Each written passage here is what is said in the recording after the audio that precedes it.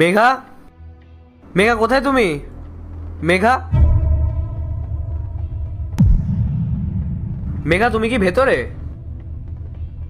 দাদা, আমি মালতী। মালতী, তুমি এখানে? তুমি এখানে কি করছো? আর মেঘা কোথায়?